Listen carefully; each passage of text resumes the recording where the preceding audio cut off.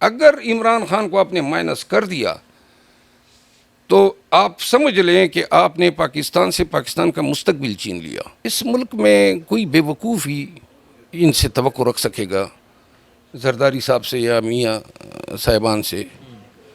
وہ اس ملک کا ملک کی کیا تقدیر تبدیل کریں گے. ابھی جو نواز شریف صاحب کہہ رہے ہیں کہ چوتھی دفعہ جو ہیں مجھے موقع دیں تاکہ میں آپ کے معیشت ٹھیک کر سکوں، آپ کا ملک ٹھیک کر سکوں. 3 دفعہ جو ادوار گزرے ہیں انہوں نے تو مل کے یہ پاکستان کو اس نہج پہ، اس سطح پہ پہنچایا ہے. اب تو کوئی احمق ہی یہ سوچ سکتا ہے عباد فاروق کے بیٹے عمار فاروق جیسا بچہ جو ہیں وہ ان تکالیف سے نہ گزرے، اور جہاں پہ لوگوں کے گھر جو ہیں، ان کی خواتین جو ہیں وہ اس طرح نہ گھسیٹی جائیں، ان کے چادر اور چاردیواری کا تحفظ ہو، تقدس ہو. بنیادی انسانی حقوق کی جنگ ہے. السلام علیکم، میں ہوں حسنین، آپ دیکھ رہے ہیں نیا پاکستان. میرے ساتھ شیر افضل مروت صاحب موجود ہیں. سر، کسی تعارف کے محتاج نہیں، آپ اپنا تعارف خود کروائیں. شیر افضل مروت ہے کون؟ فی الوقت تو شیر افضل خان مروت جو ہیں وہ عمران خان کے کاز کا ایک سپاہی ہے، جو ان کی کاز ہیں اس کو فائٹ کر رہا ہوں. میرے خیال میں یہ میری کمپریہنسو ڈیفینیشن ہے. اس کے علاوہ آپ سمجھتے ہیں اب پھر شیر افضل مروت وہ ہے جو عمران خان کے کاز کی ایک جنگ لڑ رہے ہیں؟ جی بالکل. سر، نام بھی آپ کا شیر ہے، کام بھی آپ کے شیروں والے ہیں، وہ ہم نے ایک پروگرام میں دیکھ لیا. یہ اتنی ہمت، دلیری، بہادری کیسے آئی ہے؟ نہیں، میں یہ تو نہیں کہتا ہوں. یہ میرے خیال میں وہ کہتے ہیں نا اپنی ذاتی تعریف ہوگی، لیکن بیسیکلی میں وکیل رہا ہوں اور ہوں. 30 سال سے میں ڈیل کر رہا ہوں کرائمز کو، ہر قسم کا جرم، دہشت گردی، قتل، مقاتلے، rape, narcotics, white collar crime, cyber crime. ساری زندگی جو ہیں وہ ہماری یا اس سائڈ پہ یا اس سائڈ پہ جرائم پیشہ لوگوں کے ساتھ گزری ہے، ظلم اور جبر کے ساتھ گزری ہیں. ہمیشہ انصاف دلانے کی کوشش کی ہے. تو جب آپ اس پیشے میں اتنی عمر گزار لیں تو اس کے بعد جو ہیں پھر آپ کے لیے یہ ڈر جو ہے، جو میں بار بار کہتا آیا ہوں کہ یہ ایک ذہنی کیفیت ہوتی ہے. ہم نے بہت سارے لوگوں کو دیکھا ہے، اللہ نے جب ان کی زندگی جو لکھی ہوتی ہیں وہ اللہ ان کو اپنے پاس بلا لیتا ہے. میرا یہ انتہائی پختہ عقیدہ ہے کہ ہماری کوئی مصلحت ہمیں نہیں بچا سکتی ہے، اور ہماری کوئی بزدلی بھی جو ہیں وہ ہمیں کوئی ریلیف نہیں دے سکتی ہے.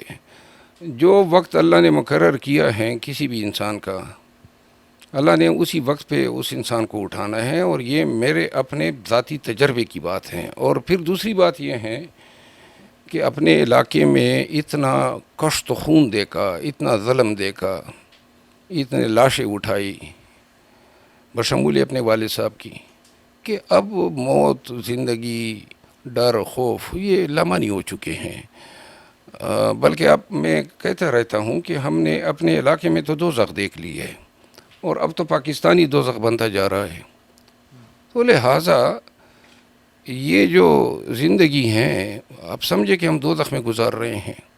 تو لہٰذا کون سی زندگی اور کس امید کے لیے آدمی اس زندگی سے پیار کرے؟ تو بہتر نہیں ہے کہ آدمی اپنا سارا پلڑا اسی کاتے میں ڈال دے جس میں آپ دیکھ سکتے ہیں کہ آپ کی یہ کوشش شاید پاکستانیوں کی تقدیر بدل دے، پاکستان کی تقدیر بدل دے، ہمارے آنے والے بچوں کی. ہماری تو جو زندگی تھی اسی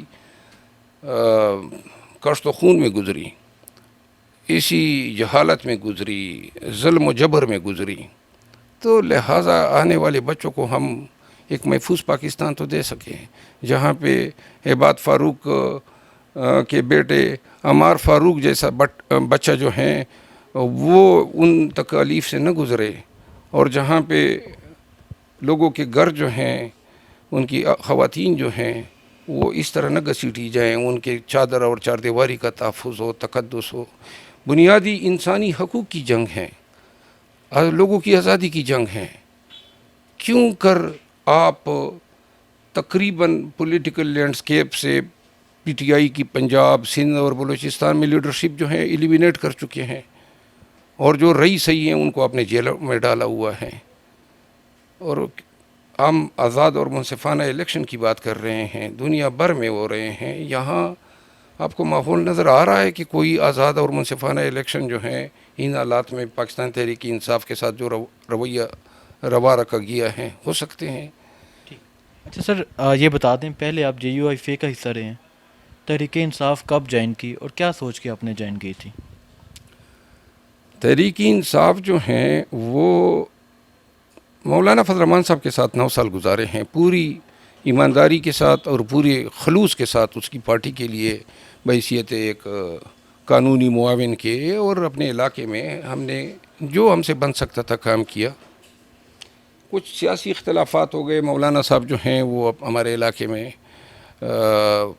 جو ہیں ان کی اپنی ایک سوچ تھی اور میری اپنی ایک سوچ تھی، لیکن میرا خیال ہے جو ہمارے اختلافات بنیادی طور پر ہوا یہ کہ 2017 یا 16 کے اینڈ میں پرویز خٹک صاحب کی کابینہ نے مجھے ایک ڈرافٹ لا بنانے کا کام دیا تھا، اور وہ ڈرافٹ لا تھا وسل بلوور لا. تو وہ میں نے ڈرافٹ بنائی اور اس پہ پریزنٹیشن میں نے دی کیبینٹ کو، اور جس میں خان صاحب بھی شریک ہوئے تھے. تو میں نے پہلے بھی کہا تھا، وہ تصویر ادھر کونے میں پڑی ہے. تو جب میں نے پریزنٹیشن دی تو اس پریزنٹیشن میں مرحوم جو صوبائی وزیر تھے عنایت اللہ خان گنڈاپور صاحب کے بیٹے سردار اکرام اللہ خان گنڈاپور، انہوں نے خان صاحب سے مذاقاً کہا کہ جی یہ ان کو ہمارے ساتھ ہونا چاہیے، یہ مولانا صاحب کے اس میں ہیں، پارٹی میں ہیں. تو خان صاحب نے پھر مجھے کہا کہ نہیں، آپ جیسے آدمی کو تو ہمارے ساتھ ہونا چاہیے. تو اس وقت مجھے تقریباً 7-8 سال جے وی آئی کے ساتھ ہو گئے تھے. تو میں نے خان صاحب کو ویسی عذرائے تفنن بات کی. میں نے کہا جی وہاں پہ جو اب مقام ہیں، یہاں پہ وہ مقام حاصل کرنے کے لیے مجھے 8 سال اور گزارنے پڑیں گے.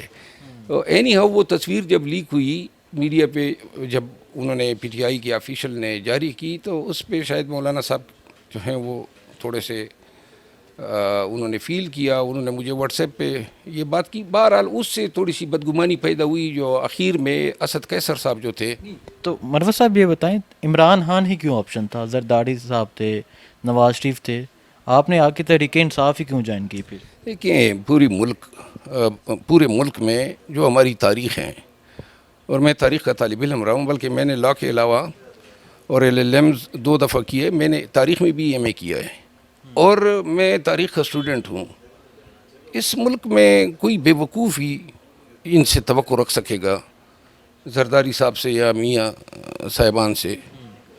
وہ اس ملک کا ملک کی کیا تقدیر تبدیل کریں گے. ابھی جو نواز شریف صاحب کہہ رہے ہیں کہ 4تھی دفعہ جو ہیں مجھے موقع دیں تاکہ میں آپ کے معیشت ٹھیک کر سکوں، آپ کا ملک ٹھیک کر سکوں.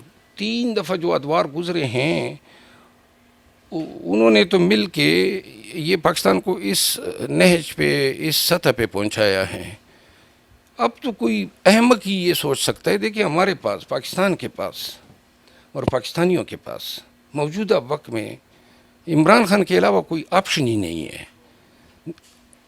آپ کی امید کرپشن کے خلاف، احتساب کے خلاف، رول آف لا کے خلاف، جمہوریت کے حوالے سے، ان تمام چیزوں کے حوالے سے جو کروسیڈ یا جو کاز خان کا ہیں، اگر ان میں سے کسی اور کا ہے اور کسی کو ان پہ یقین آ سکتا ہو، تو پھر تو جو ہے میں یہ سمجھتا ہوں کہ پاکستان کی سروائیول اور سالمیت عمران خان کے ساتھ جو ہے جڑی ہوئی ہے. اگر عمران خان کو آپ نے مائنس کر دیا تو آپ سمجھ لیں کہ آپ نے پاکستان سے پاکستان کا مستقبل چھین لیا. پھر جو ہے میں نہیں دیکھ رہا ہوں کہ ہم بحیثیت قوم سروائیو کر سکیں گے. This is what I firmly believe. انتہائی پختہ میرا یقین ہے ہمیں اس وقت پاکستان کو ان حالات سے نپٹنے کے لیے واحد جو لیڈرشپ ہیں جو ڈیلیور کر سکتی ہے، جن پہ لوگوں کا اعتماد ہے، قوم کا اعتماد ہے، بین الاقوامی کمیونٹی کا ہے، اور صرف پاکستانیوں کا ہے. اور لوگ دیکھ چکے ہیں اس شخص کی ایمانداری کو، اس شخص کی ملک اور قوم سے محبت کو. یہی وہ چیزیں ہیں جو اب زرداری صاحب سے یہ توقع رکھیں یا ان کے بیٹے بلاول سے کہ جناب وہ ڈیلیور کریں گے، یا میاں صاحب ابھی تو شہباز شریف صاحب 16 مہینے حکومت کر کے گئے، تو جن حالات میں انہوں نے ملک کو چھوڑا، جو مہنگائی لے آئے، جو بدامنی لے آیا، اب پھر ان کو موقع دینا، اس کا مطلب یہ ہے کہ آپ پاکستان پہ خود ہی گلاڑا مار رہے ہیں، پاکستان کی سالمیت پہ اور پاکستان کی وحدانیت پہ.